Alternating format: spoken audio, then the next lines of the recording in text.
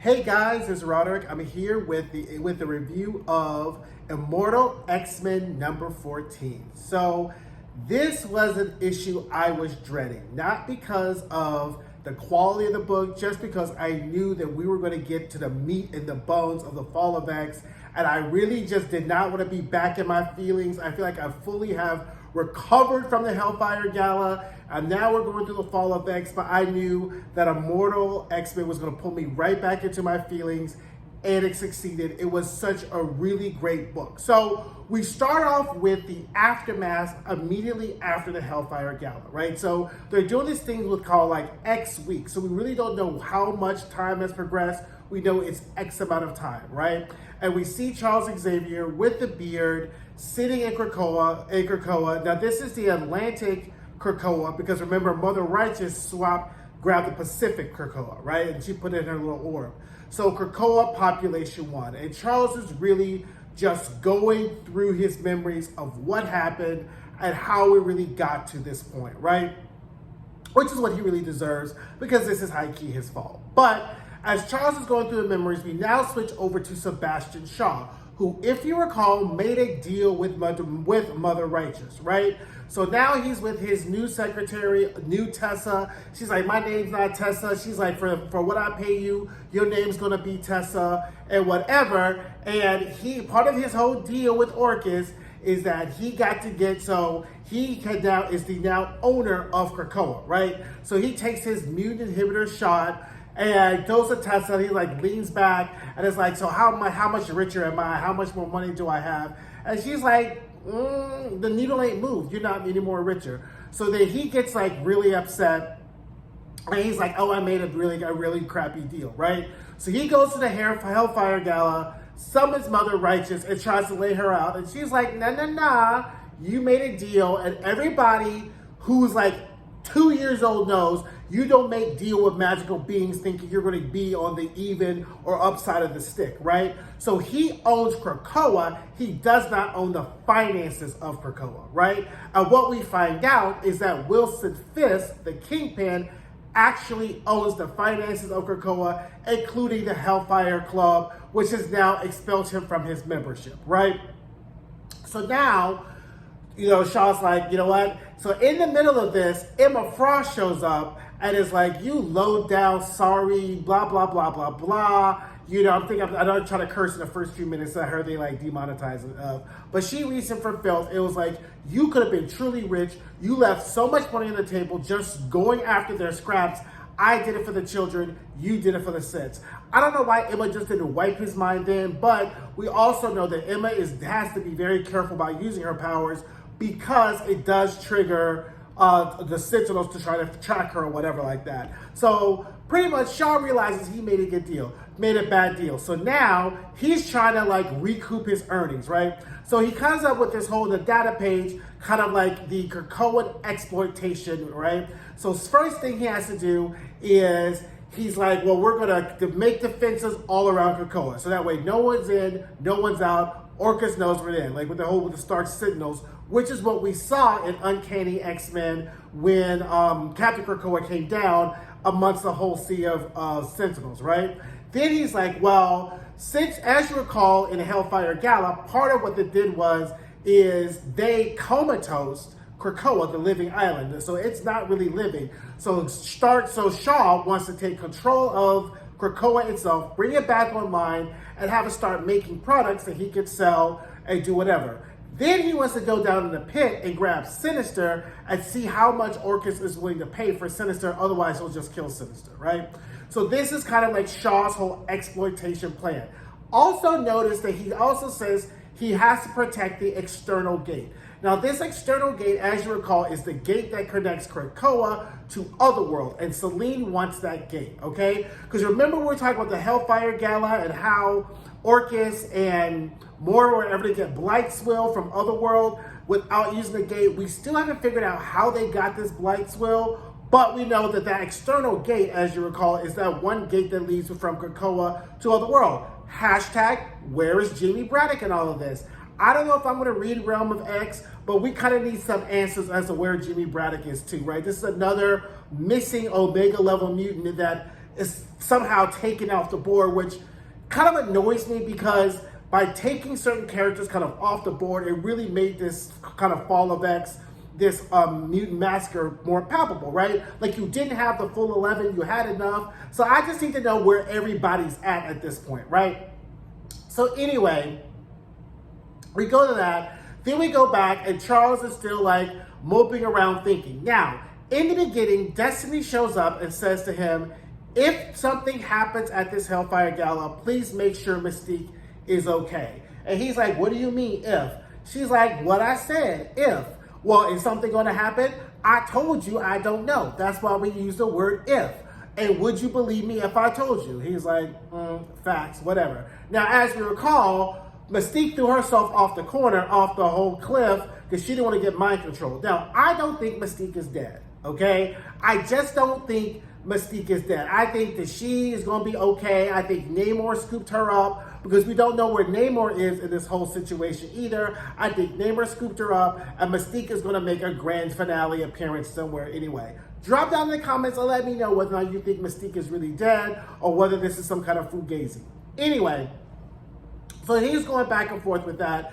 Charles is still mulling on his mind, sulking. Now we see a few weeks later, Shaw is on this boat with Selene, and then they're trying to come up with their exploitation plan, but the plan has hit a snag because humans can't really go onto Krakoa because there are monsters on Krakoa, and everybody who keeps trying to go on keeps getting repositioned.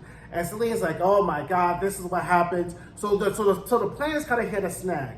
What we find out is Charles Xavier is still on the island and is controlling the monsters, running the humans off of Krakoa, right? He can't do anything about the Sentinels on the sky, but he can make sure that every human that lands on Krakoa is killed because of the monsters. And this is kind of like the least thing that he can really do, right? So we're like, okay, let's think about this. Let's do our list of people who need to be gone. Obviously, Dr. Stasis, and in that Dr. Stasis is Dr. Stasis, 1A, Sinister, 1B, Mother Righteous, because I don't trust her, 1C, Sebastian Shaw. Everybody else kind of is in that kind of grouping, right? So I'm just like making my list of who, by the time this Fall of X is done, needs to make sure they get their right comeuppance. So then we get to, and so after we get kind of like Charles is kind of in this reckoning, Emma Frost, does a mental telepathy and is like, look, Charles, I know you can't sense them, but I don't really think that they're dead, right? I don't, you cannot give up hope. And Charles is just wholly in his feelings. And I'm just like, dude, like, this ain't the time for you to be in your feelings. This is kind of like my frustration, but I think it's on purpose, that nobody has any type of plans, right? Like, everybody is either in their feelings, running rogue, doing all these type of things, but nobody has any plans as to what they're going to do. And I definitely don't trust wishy-washy, flippy-floppy Steve Rogers and his uncanny Avengers to come up with some kind of plan. Like, I'm just not seeing any plans. And maybe that just shows the power vacuum that occurs, that is the X-Men, right? With Jean dead, Scott gone, nobody. You had all these captains. We had Gorgon, is his mind still funny? Like, is that still going on? Like, we had all these people when Krakoa was there, and all it took was one bippity-boppity, kind of massacre, and ain't nobody running stuff. Like, nobody's kind of in charge, coming up with plans, whatever they do. So I think that is an added frustration to show how easy it was to really topple Krakoa. And then we have Storm, who's off planet, dealing with the civil war in Iraqi. So I think this Fall of X is really meant to show kind of how vulnerable the X-Men were kind of with their current system that was set up, right? So, okay, so then if I wasn't in my feelings enough, we now get to the 250,000 mutants who are not dead. They're in the middle of this desert. And then Destiny's like, this is actually kind of funny. She's like, oh my God, I can't see. Hope's like, bitch, you blind. Of course you can't see. She's like, no, I really can't see. She's like, girl, you blind, you can't see. It was kind of funny. And then, Hope kind of smacks her in the face. And we find out that Hope is the only one of the 5 that's with the other 250,000. We don't know where the other 4 are at, right? So now, if something happens to them or whatever, you ain't got a 5 to kind of resurrect them. So she's like, where's Mystique? Exodus is like, I can't find Mystique. Where are we? We're in the desert. And Exodus takes up his Moses, kind of Messiah thing. It's like, mutants, follow me. I've been through a desert before. Here we go. Now, fortunately and unfortunately, I kind of hopped on Twitter when this issue came out, and I saw some of the comments that were going on, right? And there's a lot of debate or speculation as to where these new mutants are, right? So if they're in a place where Charles and Emma cannot sense them, right? Which means they're not on Earth, right? And they're not on Mars, right? Because usually they can reach Mars, okay? As we know, Jean Grey reached like galaxies away when she was in the House of X, Power of X, and in Otherworld. But there's nobody can step in Mother's shoes, so, whatever. But, so they're not in Mars, they're not on X. Where exactly are they, right? So there's a lot of debate, and a lot of people think that they are in the white hot room, right? And that this kind of Immortal X-Men is going to kind of dovetail into the Jean Grey series, and Jean is really going to be the person that shows up or shuffles them back to Earth, okay?